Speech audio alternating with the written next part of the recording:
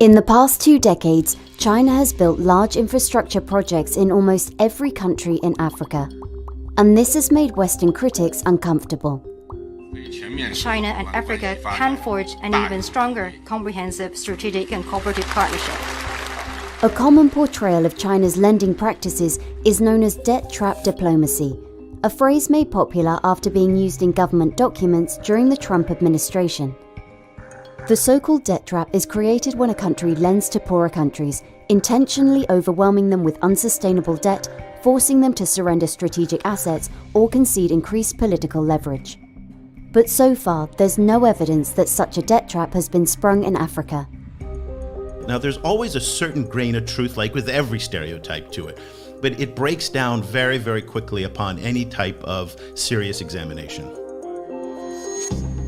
The focus on debt trap diplomacy is part of wider Western anxieties towards China in Africa. We've already seen that Chinese investments in Chinese infrastructure projects have been linked to increasing Chinese influence within the host country ruling elite. That may end up becoming somewhat of a leverage point for China to push some of these countries or ruling elites to side with China on critical issues that are important to the U.S. or to its allies. But while the US has focused its Africa strategy on aid and social services, China has been building. African governments themselves said, we are tired of aid and charity. We want to do trade, we want to be treated like partners. The Chinese came along and said, great, we don't do aid and charity, we want to do business with you. Global Gateway will mobilize 300 billion euros till 2027. Now the US and Europe are answering back with their own infrastructure initiatives to counter China. But African experts are skeptical. At the end of the day, China has been that guy around the corner with, a bouquet of flowers. To Africa, the US, Europe and the UK have time and time again said, be careful of the flowers you see out of the window, they have thorns on them.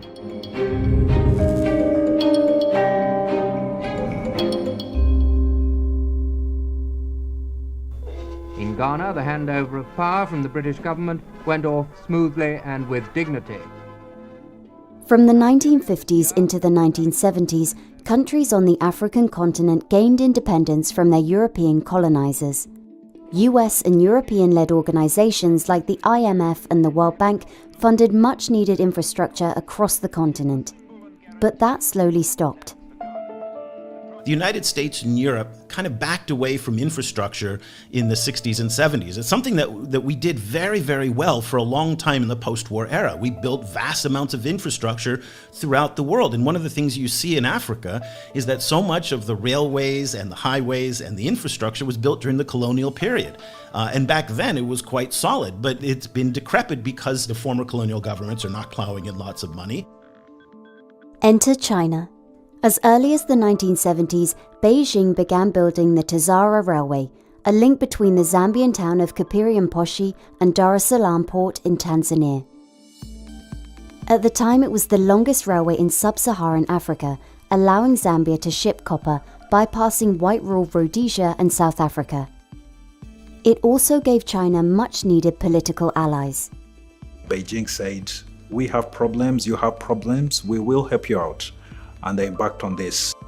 And this is really some of the early seeds that China sowed in Africa that later, came to clearly define the divide between the West and the East as far as China's involvement in Africa is concerned. In the early 2000s, as China looked to expand markets and political influence abroad, its investment in Africa ramped up. The Chinese said, well, guess what? We are the best in the world now at producing large-scale infrastructure fast and cheap. And we have a surplus of capital. So we'll loan you the money. We have our great contracting companies. We have all of this skill and all this ability to deliver fast and cheap. And in that sense, it was really an ideal match. They recognized what Africa's development stage was, and they said, you know what? 30 years ago, that was us.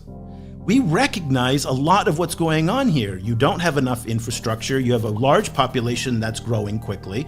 Also, let's not underestimate there is a shared history here of anti-colonial struggle. So you tick all of those different boxes, and Africa made a lot of sense for the Chinese to come in. China is currently involved in an estimated 35 African countries and has made significant contributions to their infrastructure, including ports, railways, and power plants. It's estimated that China has invested more than $340 billion in Africa. So compared to how much China is investing across the world, this may not be as much, but for Africa, it's a lot of money because of the huge infrastructure gap that Africa faces. But there are noticeable differences between Chinese financing and how the West lends, historically with low interest rates and flexible terms. There must be over millions of different types of loans out there. But if you were to take an eagle's eye view of the different kinds of loans involving Chinese lenders, then you can broadly categorize them into three different types. The loans fall into three categories: zero-interest loans offered as aid, concessional loans which have a lower interest rate often intended for large infrastructure projects, and the most common, commercial loans with higher interest rates in line with what you would get from a typical private bank. One of the very interesting trends that we see when researchers discuss Chinese loans is that there is a tendency to bunch all three together. Well, the very first question you should ask yourself whenever you see something like that is, well, are they comparing apples to oranges? Because if you're comparing commercial loans to something available from the World Bank or one of its different agencies, then you're not really comparing like for like. And the fact of the matter is this, and I hope the borrowers out there are listening, 95%, if not 99% of the loan agreement are there in favor of the lenders, no matter who you deal with.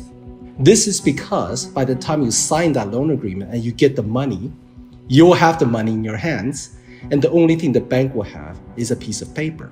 That is why the loan agreements are in their favor. In one report which analysed 100 Chinese contracts, it revealed that the loans are structured to give an advantage over other creditors and allows action to be taken if the borrower acts contrary to the interests of a People's Republic of China entity. There are also unusual clauses that shroud agreements in secrecy. When you look at multilateral lenders like the World Bank and the different agencies, their shareholders are countries, and they're required to publish their lending and activities just to be transparent. They don't have any choice. On the other hand, when you come to commercial banks, then you'll see a very different case. And that is, banks often are under a duty of confidentiality to their clients. I think the Chinese banks are no different. But the rush to give out loans by the Chinese has meant some of their early investments weren't as profitable as projected. So when China stepped into the field, it was much welcomed by the developing world that there would be increased financing for infrastructure. However, with the rush to get projects off the ground, to put them into action and to begin construction, critical due diligence was often left by the wayside. Financial sustainability, social and environmental sustainability assessments kind of never were done, or were done haphazardly, or were simply not transparent or available to the populations. What this has ended up causing is states to take on projects that they initially thought were affordable, but unfortunately, they've been now saddled by debt.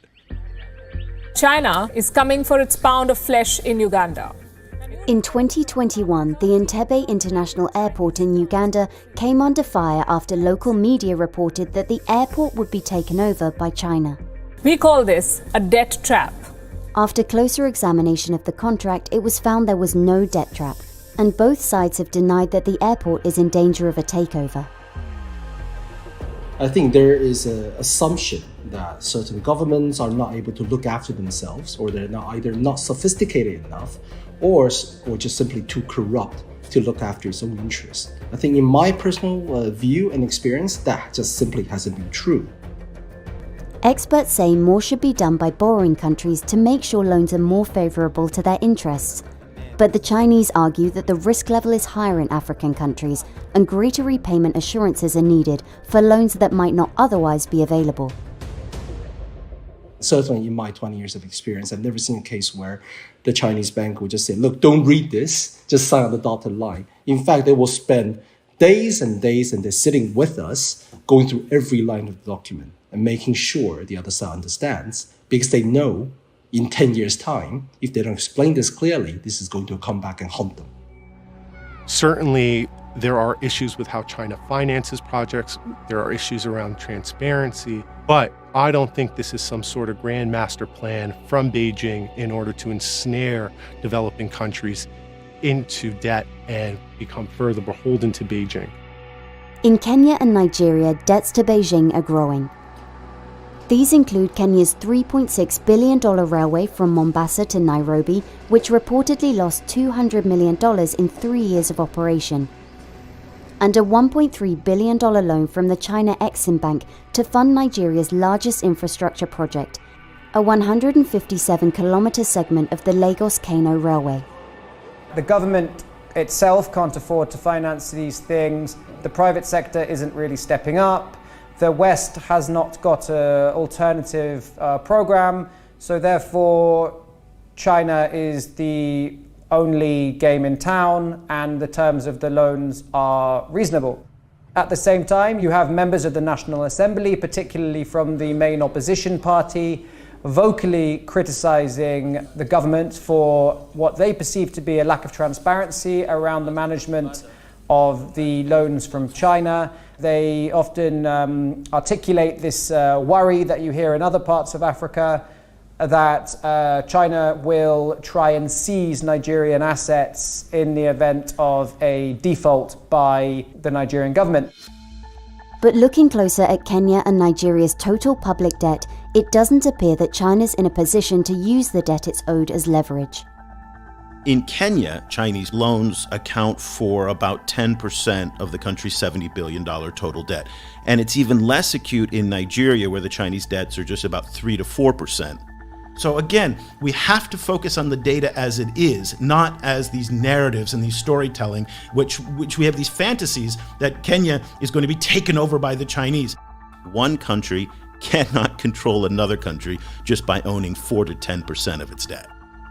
Only a handful of countries on the African continent have a significant amount of debt owed to China, and most of them owe much more to private bond markets. Africa does not have a Chinese debt problem. Angola weights about a third of all Chinese debt in Africa. So take Angola out of the issue, then you have an even less serious problem in that respect. So it's very important that we narrow down this problem to be what it is. But it only takes one bad deal to affirm Western fears. In the Democratic Republic of Congo, a controversial method of borrowing based on future natural resource revenue has meant some projects have fallen victim to corruption. Congo has a very, very significant mining industry. It's Africa's biggest producer of copper. It's by far the world's biggest producer of cobalt. Cobalt is a key ingredient in the rechargeable batteries that power electric vehicles. You hear politicians talk about Congo saying that we are to cobalt as Saudi Arabia is to oil. However, up until now at least, the benefits to government revenue and the benefits to the population at large have been rather limited. In 2008, China and the Democratic Republic of Congo agreed that Chinese companies would finance $3 billion worth of infrastructure and build a $3.2 billion copper and cobalt project whose tax-free profits would repay both investments. China, with the help of these mines, has now come to dominate an industry at the heart of future technologies. And leaked documents reveal millions of dollars that flow from Chinese entities, including the multi-billion-dollar mining project, to the family and associates of Congo's then-president, Joseph Kabila. If the example of Congo applies elsewhere, these companies operate with a real deliberate lack of transparency. And if they find a willing partner in a government, as they did in Joseph Kabila's government, this lack of transparency can extend to and really envelop the relationship between the state and these mining companies. There is a lot of anxiety in the West over China's involvement anywhere really, because it's a strong number two to the US. And, being a superpower and China having very strong links with Africa, setting up a lot of logistical supply chains in Africa, preparing to expand its trade and take it to the next level is worrisome, because whatever happens in Africa or whatever happens in Asia ultimately can affect the world order. There's a lot at stake. Ideology may also be on the line. Countries that receive help from the US or European multilateral development banks often require values that fall in line with democratic nations. Anti-corruption, good governance, transparency, participation, inclusion. These are things that really matter. We should want projects that are beneficial to the populations, that don't negatively affect them. And so while it may hinder the US in being able to lend to certain countries, I don't necessarily think that's a bad thing. When countries in Africa take help from China, they're expected to side with or at least not participate in the condemnation of China on key issues including Taiwan and allegations of forced labor in Xinjiang. On these sensitive red line issues, and Taiwan is certainly one of them, this is where the political relationship becomes more evident and much more important.